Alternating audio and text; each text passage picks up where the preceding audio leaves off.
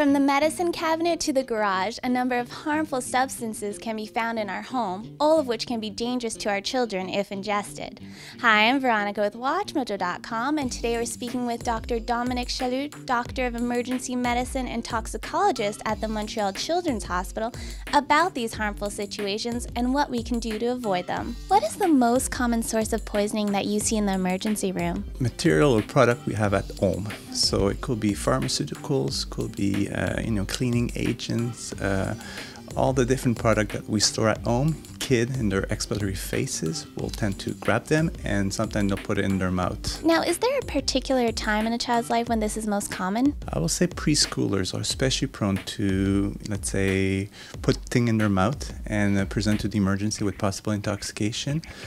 During school age, they're more they know the risk. Either they've been told by their parents or if they learn about it, and so usually it's it's less frequent. As a parent, what can you do to avoid any situations where a child can harm themselves? I think first of all, we need to keep all pharmaceutical in boxes which are childproof.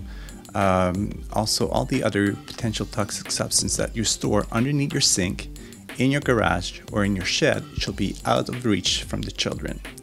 And eventually, when they're old enough, you need to teach them exactly the risk of certain substances. I think one last thing is that if you no longer need those products, please dispose of them safely. What are some symptoms that we can look for if we do think that our child has ingested some poison? I'll say the most common occurrence is the kid has almost no symptoms, or you may have some abdominal pain.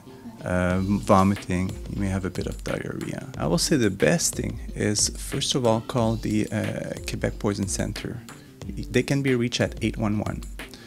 Try to have the bottle or the container in your hand, so when you speak to the poison specialist, you'll be able to identify the substance, tell them exactly what was ingested. Don't make the kid throw up.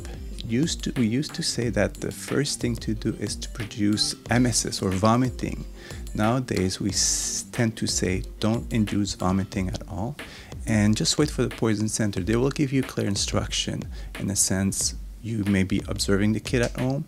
You may be requested to show up in the emergency, so they will be able to provide you with clear instructions. As children grow older and are teenagers, they start to experience with other substances. Can you tell us more about these situations? Teenagers are also exposed to, I'll say, street drugs or all those drugs available. They're no longer exploring, but often they're experiencing.